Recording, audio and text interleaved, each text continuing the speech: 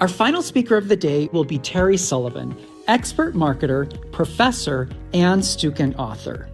Terry has more than 30 years of experience as a corporate executive, entrepreneur, and consultant. Terry is the founder and president of 𝐷𝐢𝐿, a marketing consultancy in St. Louis, Missouri. As an assistant and adjunct professor in the School of Communications and the School of Business at Webster University, Terry has 14 years of higher education experience and is the author of 2 𝐒𝐭𝐮 courseware titles, Marketing Management Today and Brand Management and Strategy. Please join me in welcoming Terry Sullivan to the stage.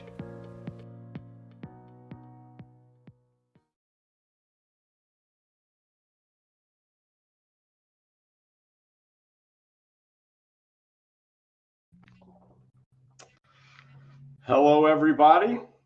Good afternoon. I appreciate you all taking the time to spend your afternoon with me. Paul, I am wondering if you can hear me and see me. And I see my slide deck. That's great. Okay.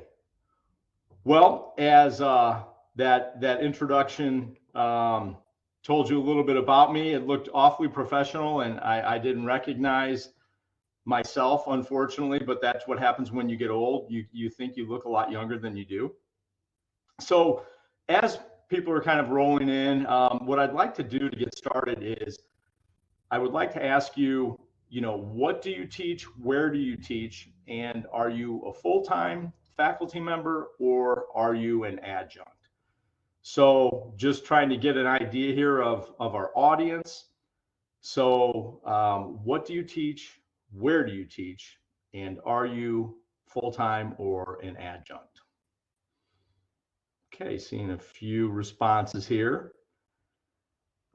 And I really appreciate everybody sitting in on Cinco de Mayo on a Friday afternoon, spending your time with me. Hopefully it will be an interesting session. Okay. All right. So I will continue to move on. So as the intro stated, my name is Terry Sullivan. I'm president of 𝐷𝐢𝐿, a marketing consultancy here in St. Louis. I have actually 35 years of business experience, which is much to my own chagrin, how quickly it goes. I've been a assistant or adjunct faculty for 14 years. I was a full-time faculty member at Webster University. I have since gone to be an adjunct to return to business full-time. So in that, over the years, have been an entrepreneur, an executive, a consultant, professor, author, and have had just so many, I think, experiences and insights with students as you all have. But certainly in terms of what students are facing in today's job market and how we can make a resume-ready classroom is kind of a subject near and dear to my heart. So I hope it is for you as well. These are a few of the brands that I've worked with over the years.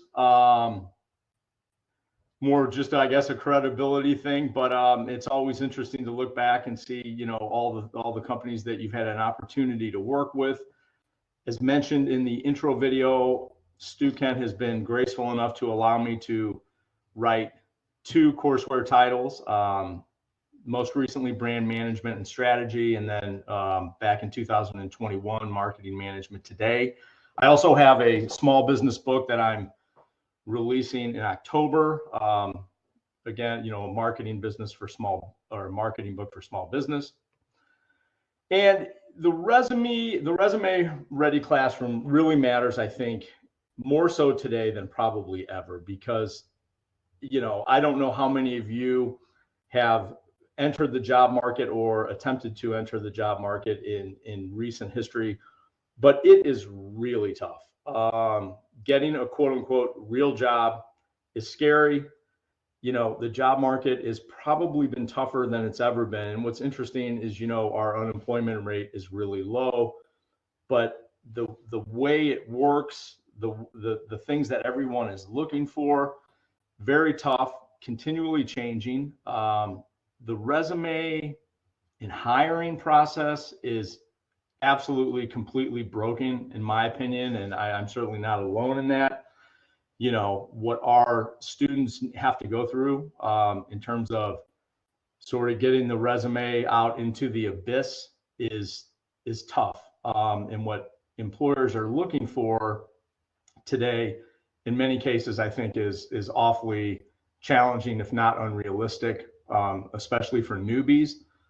So within that, you know, rejection in and of itself is obviously difficult, but when you never hear anything, that's always concerning and stressful. But in many cases, a lot of people get ghosted. You know, they may never hear from anybody. They may do an interview and they never hear anything. And so, you know, a lot of the times these students are left in a place where they really don't know what to think, what's working, what's not working. And then on top of that, you know, the changing environment to remote or remote/hybrid work environments is certainly stressful for newbies as well. So, you know, I have to tell you that this image right here of the person that's looks pretty distressed, I think that's emblematic of a lot of our students. But I can tell you, I actually returned to corporate America for about a year and 3 or 4 months. Recently, I had an opportunity come up, and, you know, I do consulting, and this was sort of an outgrowth of a consulting engagement. And I have to tell you, after, you know, going through the process of actually getting the job and being on the job for a week or two, that's how I felt and probably how I looked.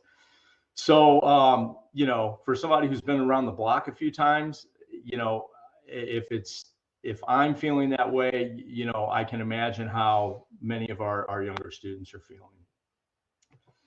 So, quick look at a resume. This was pulled from Indeed. And the reason I like to highlight this is to kind of underscore what the students are facing. So this is for an entry-level marketing specialist position. It has the requisite, you know, requirements, responsibilities, which are pretty robust, I guess I would say. But then in addition, they're looking for, you know, in this case, this is a marketing position, somebody who's Google AdWords certified. They're proficient in Google Analytics and Facebook Insights, familiar or proficient in Facebook Business Manager. And so the list kind of goes on and on. And, you know, again, it really underscores how much employers are looking for and what our students are facing that often, you know, augments what we're actually teaching in our courses. So those are some of the things that we'll cover in a minute. What I do know for sure at this point is I think most students are pretty shell-shocked by the whole job process. I keep in touch with a lot of former students, ones who've been out in the job market for a while, as well as new ones, and, you know, the feedback is continually the same. And so what I think we can do is do more to prepare them, instill confidence in them, and help sort of allay their fears and stress that they're experiencing, you know, as they go through it. Skills change quickly. Over 30% of the skills required 3 years ago will soon be irrelevant, according to Gartner. You know, just look at the news regarding AI and ChatGPT. You know, AI has been around a long time, but we have never seen, I think, such a quick, potentially seismic shift. And I know it's going to impact, obviously, the way that we teach. It's going to impact education greatly if it hasn't already. But certainly, many jobs are going to be affected by it. And it's just going to require a different way of looking at it to say, how do we utilize this technology to better prepare our students as they go out into the job market? I continually scour headlines, LinkedIn, what have you, regarding, you know, articles as it relates to, sorry about that. I just had a strange thing happen on my computer. You know, articles about skills, coping, you know, expectations for graduates who are entering the job market. LinkedIn has been a great source for Harvard Business Review articles. You can see, you know, some of them here. You know, coming to the realization that you might not get your dream job, and if you do, what might that look like? What students need to know to succeed in the corporate world. Does higher education still prepare people for jobs? I think it does. I'm a Gen Zer who was unprepared for life after college. Here are 5 things I wish I knew before graduation.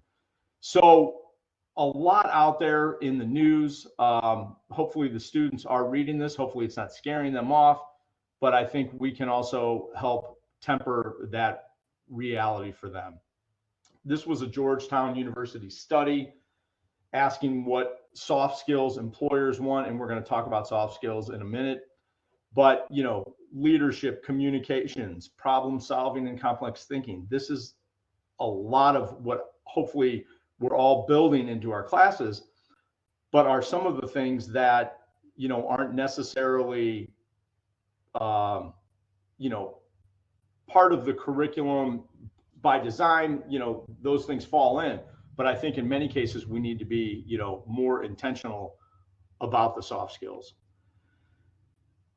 This is a CNBC article that I just saw the other day. 93% of employers want to see soft skills. And you can see the top 8 that are listed in jobs out online: communication skills, time management, project management, what have you.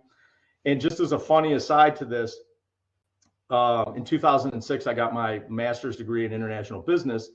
And my thesis was actually on empathy as a strategy for entering foreign global markets. And at the time, I was actually discouraged from doing that because empathy was a soft skill and I should focus more on the hard skills.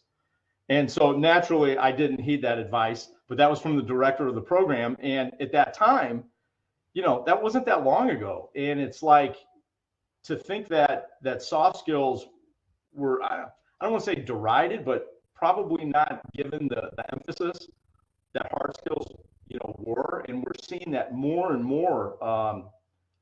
LinkedIn, the news, you know, go look at any job descriptions and you're going to see more and more soft skills listed in the requirements.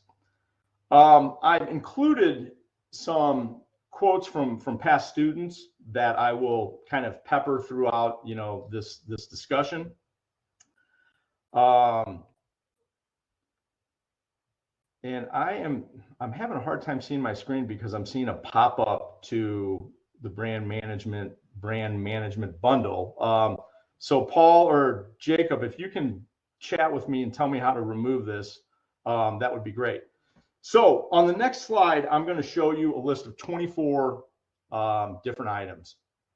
These are a list of what I have decided to, not decided, but, you know, a list that I came up with after talking to many students, many other professionals of, okay, what are the pertinent resume ready skills? So what I'd like you to do is look at this list of 24 items and type in the top 2 or 3 that you think are really pertinent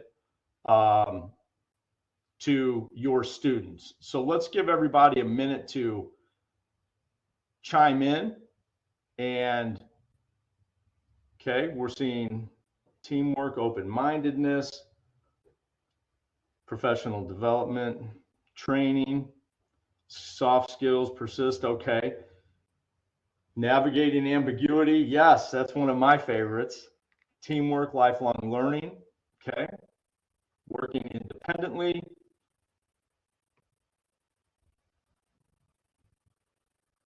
Teamwork, soft skills. Okay, great. Okay, so what I'm going to do is, you know, let's kind of have a collaborative discussion. I'm going to highlight my top 10 based on the responses that I heard from students and other professionals, as well as a couple that I think are top 10. And then we'll open it up for discussion at the end here. So I appreciate everybody taking a minute to put in their top 2 or 3. Okay.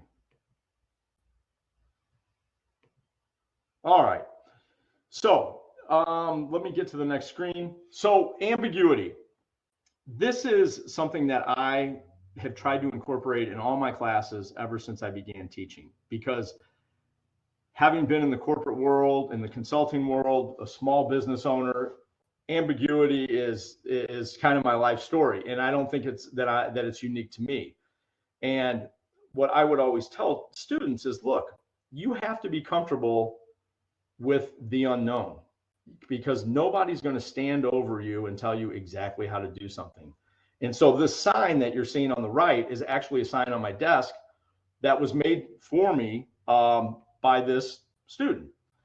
Gina Reeves graduated in 2020, and I get comments to this day from students that I've had, 5-10 years ago about ambiguity, because I hammered it so often. And she says, responding to ambiguity, no one had ever mentioned the word until I got to college. One professor in particular helped me prepare for the not so cut and dried direction that I can say every day I have to adapt to in the workplace. And again, I'm not sure how many of you have been out in the quote unquote corporate world. It's just very ambiguous. Anymore, people are expecting, look, here's what we need done. You go figure out how to do it. So ambiguity tops the list for me. I'm glad to see some of you also said the same thing.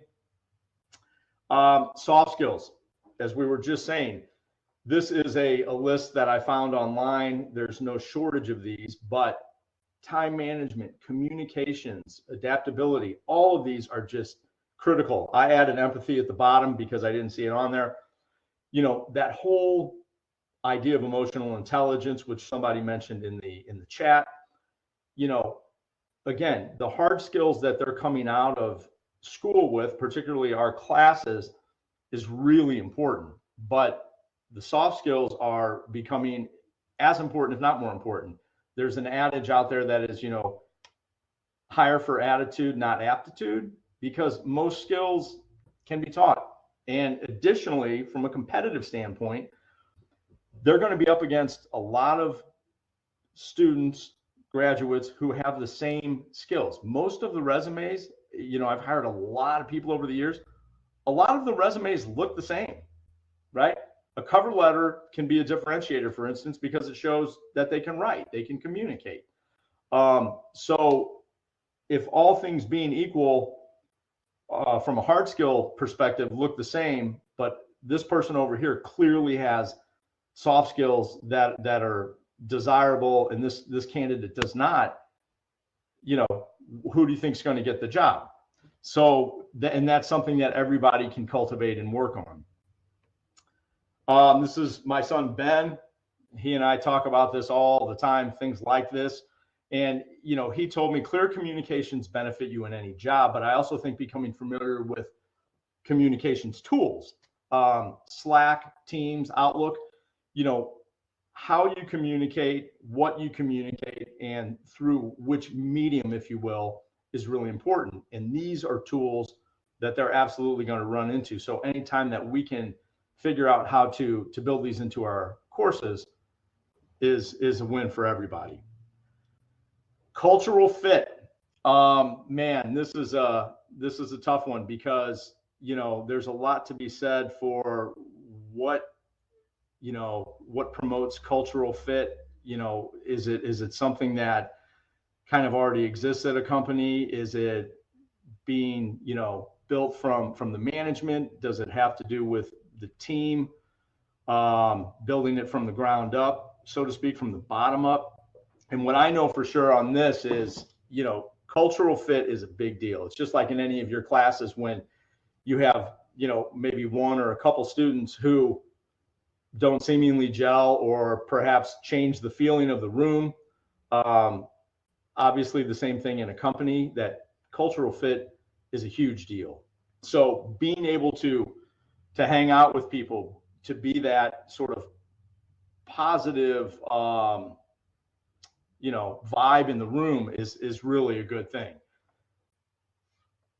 So Tori graduated in 2019, and she said, employers are more than anything looking for people who are a good culture fit and willing to learn. My boss literally told me that they hired me because I was a good culture fit for the team. An industry is learnable. Being a good person is not. And I think that is certainly very true. Being a lifelong learner. I'm sure all of you probably say the same thing.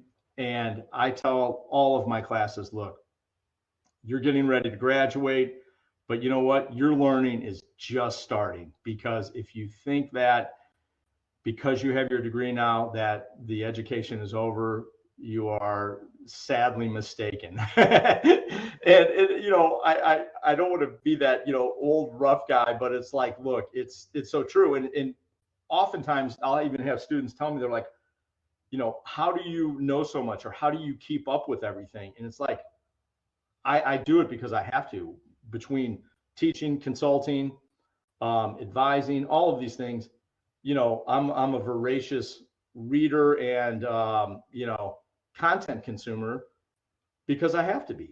But I'm also very interested in it. But you know, just sources like LinkedIn, even Facebook, you know, there are lots of great educational resources out there. HubSpot, Google, we'll talk about that in a minute. All of these companies have amazing learning resources that we can leverage, that we can also point our students to, that are going to help them augment their education. Ben says, nothing good comes without putting in the work. Anyone that tells you mailing it in gets you anywhere is wrong. Embrace the challenges and stay curious. You know, we have this discussion back and forth about how much do you need to do outside of work to keep yourself, you know, adding value, making yourself attractive to either getting the job, being promoted, getting the next job, what have you. And, you know, he's seen firsthand that you can't just sort of stand still. You need to constantly be improving your knowledge and your skill sets. This is one of mine that I add, which I call the CEs, because cleverly all of the words end in CE. But this is, you know, after a long sordid history of finding out for myself, but certainly with people I've hired, with many students, that one, they need to accept the fact that this first job might not be exactly what they wanted. It might not be the pay they wanted, but you have to start somewhere. And oddly enough, I was telling somebody the other day, it's probably a blessing that you start not necessarily as high as you want, making as much as you want, because the struggle is where the growth is where, you know, the pain is where the growth is. And, you know, accepting that is really important, because when you accept it, you also have to say, okay, I have to exert some patience in this process, because it is a process. You're not just going from, you know, you started out as a marketing coordinator and now you're CEO. So acceptance and patience, persistence, persisting through the hard times, realizing that, you know what, you might get feedback that's given to you in a way that you don't necessarily like, or maybe it's, you know, said in a manner that isn't great, but you need to persist. Resilience in the face of that adversity, saying, you know what, I'm going to take this constructive criticism, even if it doesn't feel like that, and I'm going to move on. I'm going to keep improving myself and my skills so that I can get to where I want to go. And that's, you know, the whole perseverance thing. It's a marathon, right? And so many times I hear expectations that really probably aren't that realistic for a lot of students coming out. And then they get smacked down pretty hard because they had these incredible expectations. And we certainly want to instill hope and confidence, but there also has to be a dash of reality with that as well. Teamwork. Teamwork is so important. I'm sure all of you probably, you know, assign group work. I know I do, and students hate it. I don't know anybody that's ever admitted that, oh, I like to do the group work. In every case, for the most part, people are going to work on a team of some sort, and you have to learn to not only be a good teammate, but to add value to the team. And a lot of times people don't get to pick their team. They don't get to pick their teammates. Even as hiring managers and, executive people, they can largely build their team, but a lot of times you inherit people. So it's, it runs across the organization, and being able to be a good team player is super challenging. And, in many cases, it's not in everybody's wheelhouse. Within the context of teamwork is the fact that you're going to have probably a lot of things that the students are going to have a lot of things that they're juggling that they have to prioritize. Rachel Kearns graduated in 2018. She said, "I wish I would have been more prepared for prioritizing work and juggling multiple pressing projects at once." I heard this echoed from many professionals that I talked to who said the same thing. It's like they're like, a lot of students we're seeing one thing's in a linear path. They want to do this, then they want to do this, then they want to do this. And it's like, man, it just doesn't usually work that way. You usually have a lot of things coming at you at one time that you are either responsible for or you're partially responsible for. So how do I prioritize what I need to get done now, what I need to get done for tomorrow, but I'm still sort of juggling them simultaneously. Certifications. I'm a huge fan of certifications. I'm sure a lot of you are utilizing these as well. This is an example of Inbound Certified from HubSpot, but there are numerous certifications out there. These are great for a lot of reasons. One, it certainly interjects or injects a realism into our classes, but these are perfect for resume builders. They're great for conversation pieces if they have an internship or a job opportunity.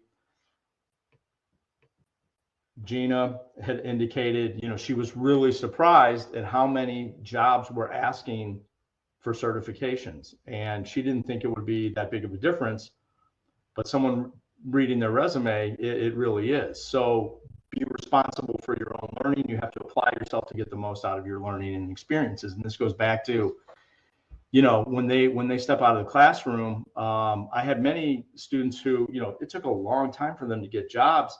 And I'm like, well, while you're doing that, go get a certification in this, go get a certification in this, because that's only going to be really good conversational fodder for you when you do land the opportunity to talk to somebody, but it also is a great resume builder.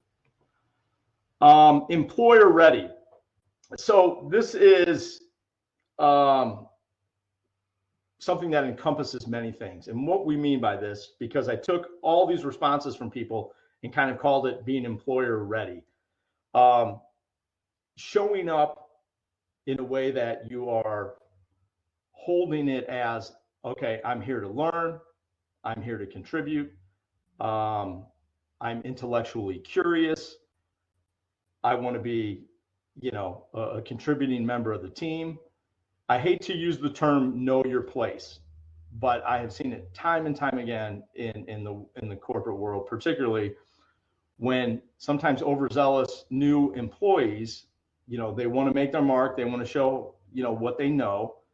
And a lot of times they don't really understand, they're not reading the room, so to speak, to say, okay, kind of understand when you should interject, how you should interject, and when you should just sit back and listen. Being an active listener is probably the best thing that all of these students can do. But certainly, if they have the opportunity to add something of value and not just try to get noticed, it's really important. But all of these things sort of culminate in this idea that they're showing up and they're holding it as an opportunity for them to learn and not just to get the paycheck and move on and not really have to go through the iterations and the processes that help, build out their skill set and become a better employee. Tony Bottini, he was surprised at the fact that understanding what, in this case, Salesforce, HubSpot, Google Analytics, these were different tools that he was exposed to that really helped him in the job market. And he indicated that employers and potential employers were really glad that he had some familiarity with these platforms. Project management. Again, I come from a marketing perspective and a communications perspective where project management is really critical. But I mean, certainly in other, business disciplines, I know project management is just as important. But I always tell my students, look, if you have the propensity to be somebody who somebody that can handle project management and the nuances within project management, you will likely always have a job, and probably a good job, because it's so necessary. So if our students can walk in and not necessarily own projects, but be able to assimilate and take over the project management of certain projects, that's a big win. And project management is kind of a multifaceted thing, right? Because it takes, time management skills, it takes communication skills, it takes people management skills, keeping people on track, keeping things within budget, all of these things. And, at least from a marketing and communication standpoint, things really break down without great project management. Christina Ingersoll, she was a Marcom major. We did a lot of different marketing plans and things like that. And she said, after being out a couple of years, she had yet to make a marketing plan. What her jobs all consisted of was project management. And I think that's important, kind of a salient point, really, excuse me, that, marketing plans are great. Having to go through the iteration of building plans, thinking strategically, identifying execution, all of that is wonderful. But for the most part, an entry-level job, you're not going to be making plans, and you probably won't for a while. So, but being able to run with project management and sort of help with managing projects is a more likely thing. And hopefully, they get to utilize those marketing plan skills down the road. And finally, work independently. We talked about teamwork, and teamwork is crucial, but even within a team, you have to go figure out how to do your work independently to contribute to the team. And to kind of complicate it even further is this whole, potential of remote work, hybrid remote, environments. And, for a lot of students, that's kind of an environment of ambiguity in and of itself. When somebody's not standing over you, like I've worked from home for 30 years, so I don't ever have any distraction problems. That's not the case for a lot of people. So I think really understanding that, how important it is to work independently, but also at the same time be accountable to your team and contribute to your team or to your boss or whatever it is super important. So I think in closing with this part of the presentation, we're needed now more than ever, but I think not just for the subject matter experience and expertise that we bring, but the mentorship and advising of, here are some of the realities of what's out there, and here are some things that our students can do to really help themselves, not only be attractive candidates, but to navigate the waters in a way that is less stressful and less fearful. So just this is my last slide, and then we'll open it up for Q&A. But I have a short list here of kind of how I keep it real, or how I attempted to keep it real in my classes. Some of my assignments are kind of intentionally ambiguous, and I've heard from students that some of them really aren't happy about it. So I can think of a couple instances where I assigned a paper or a plan, and they're like, well, how should it be formatted? And I mean, I'll give them the sections or guidelines on the section, but what's the spacing? What's the font size? Is it APA or MLA? All of those things. And honest to God, you're never going to get that in the corporate world. They're not going to go, what, will you work on this plan? And I want it formatted APA style, blah, blah, blah. Not saying that that's not important, but I try to give them loose guidelines and say, go figure it out. I mean, come back with, include these sections, but the rest of it, be it undergrad or grad, make the work reflect where you are. It should be professional. It should be good, and kind of really let them have a hand in it, because that's what they're going to face. Certifications, I mentioned that. I think those are, HubSpot, Google, Facebook, Microsoft, all of these guys have amazing industry learning resources, which can include certifications. Sometimes they just have classes or, lessons, but the certifications obviously are a great resume builder. Case studies. I try to do a lot of case studies, but I try to bring brands that they're fans of, that they're really familiar with, into the equation. So instead of doing sort of the industry standard case studies that are probably around brands and companies that I'm really familiar with or that are plentiful out in the education space, I try to talk to them and say, look, what are some brands that you're really familiar with or that you're fans of? Because I think it ties them to a more sort of relevant and timely thing that they can relate to, which helps them sort of equate that to the real world. At least that's my perspective. Group work and assignments, holy moly. Every time I ask the students, how many of you like group work? They abhor it. And I personally understand that. I don't necessarily like them either from, as a student. But group work is important for a couple reasons, and I'm sure most of you have thought about this, if not all of you. But what I always tell my students, I say, look, if you are that type A person who absolutely wants to get the A, you've done A work your whole life, and you're gonna make it so that no matter what anybody else does, I'm gonna take this thing and run with it. I tell those people, look, you got to back off. And for those of you who shirk back and let everybody else sort of take control, you need to step up. So there's that fine line of everybody needs to contribute to the effort. And that's very indicative of what they're going to experience out in the quote unquote field. Written assignments. Oh man, somebody just said something about a standard test. Too many of my students still think like they're preparing for a standardized test. I have a love-hate relationship with standardized tests. I'm not a great standardized test taker, but it's obviously easier for us in many ways, especially if we have an auto grading, function. But for me, and again, I'm more on the marketing and communication side, but written assignments tell me so much more.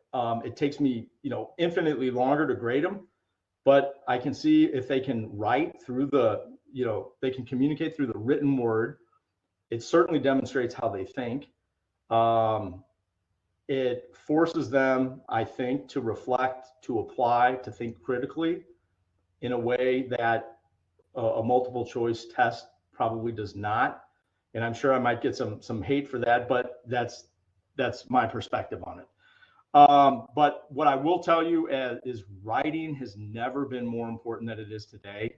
And even if it just means internal communications, using email, for instance, tone in an email, communicating through tools like Slack and Teams and Asana and any of these other, platforms that are out there, those are the things that they're going to face. And they need to know how to write and communicate through them.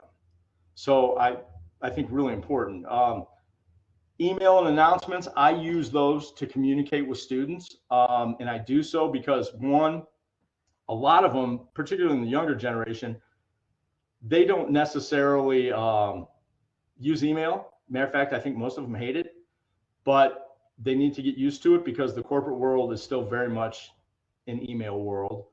And the announcements, like in Canvas, that's what we use at Webster. I post all kinds of stuff on announcements that are really pertinent, and they need to realize that they're going to get notifications, that they need to go check it. They need to get used to that because that's very much indicative of what they'll experience also. And then finally, I personally believe that the best education, just comes from talking and listening. And so I try to do as many roundtable discussions as I can. I have a online course, digital marketing. It's a graduate level course this semester. And sometimes it's really tough to, pull things out of people, as you guys probably know. And, but it's really important. And when they get to a job and there's a meeting, they're going to have to know, hey, here's when I should be quiet. Here's when I should, chime in. Can I read the room? Can I, interpret people's body language? And that's, doing it online, certainly not as great as it is in the classroom, but there's still those nuances that they can kind of practice and become adept at employing, so that when they get out into the quote unquote real world, they'll be better prepared to do that. So with that, I want to thank you all so much for listening to me. I hope it wasn't too painful, and certainly on a Friday afternoon, Cinco de Mayo. I think, Paul, I love that tie, by the way. But let's open it up today. Paul, I'll hand it over to you, and you tell me how you want to run with this. Great. Thank you so much, Terry. That was wonderful. Thank you. Great information. The chats, there's been a lot of discussion going on in the chats, if you were able to see some of that. Even quite a bit of discussion about your liquid death project. So yeah. Well, it's funny because I was thinking about offering that up and didn't know if I should. So, if you think that's... Yeah, we'll send that out in the email. Okay. Yep, we can do that. Great case study. Yeah, what I want to do is I want to give people just a couple more minutes as we're wrapping up to enter in some questions. And while I do that, Terry, I just want to ask you and talk to you a little bit about ProfCon. Stu mentioned that earlier, and you are a presenter for that and have presented before. And just wondered if you could just mention and chat about why you think that's an important event. Sure. Well, I haven't attended or presented at one in person, but I've done the last couple of virtual events. And, I think just being in a place with like-minded people who do what you do, fellowship among other educators, and in this case, I guess marketing. I just think it's a wonderful event, and I would certainly encourage everyone to go. Idaho Falls is beautiful, and everybody there kind of is crazy about fry sauce, which Paul and I don't understand, but that's another discussion for another topic. But I would certainly encourage everybody to get there if they can, because it's really useful information, not only, that you're going to hear from the speakers, but to be able to interact and have, fellowship with other educators is just a wonderful thing. Great. Thanks, Terry. So we have just a couple of questions that we will do here. And then after that, we'll finish announcing our winners. And we do have our $100 winner for attending the entire conference. So stick around because you do have to be present for that one. Terry, one question was, how can students showcase soft skills on their resume? Ooh, that is a great question. Well, I think, if they can highlight, collaborative things that they've had to do, group work, anything that demonstrates, any of the soft skills like communication, time management, project management. It's probably harder to demonstrate on a resume as it is getting in front of people. And unfortunately, the resume is usually key to getting in front of somebody.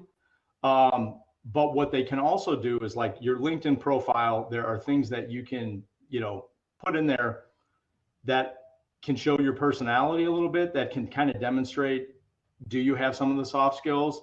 And it's certainly not uncommon for potential employers to be looking at things like, social media. And certainly, just as an aside, take down anything that's incriminating. But yeah, I think in the LinkedIn profile for sure, but resume, highlight anything that can potentially speak to some of the things that were listed that we talked about under soft skills.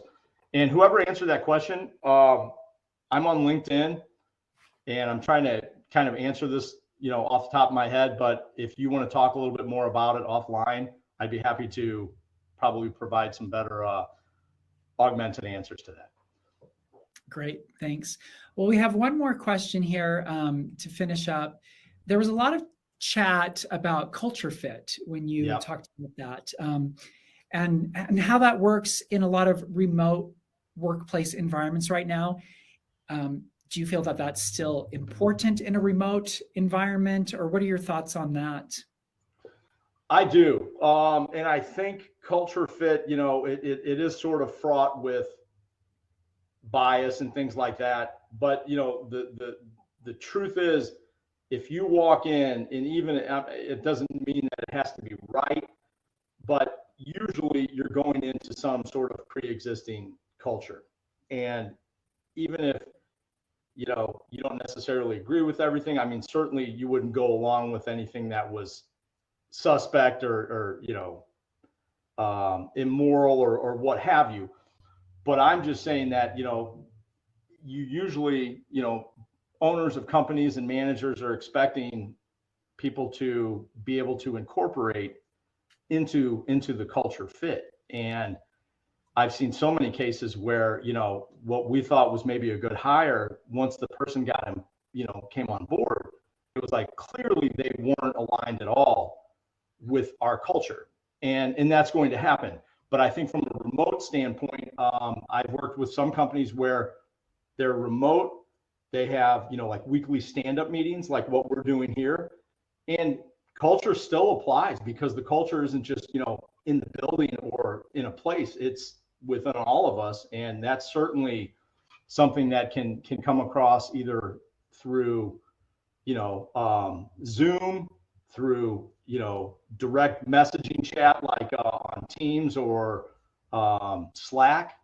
So yeah, I do think it's important. Awesome. Thanks, Terry. We really appreciate you taking the time to be with us today. Sure. And we're grateful for your presentation. We are excited to see you next month live at ProfCon, and we look forward to that. Have a great day. Okay. Thank you, everybody.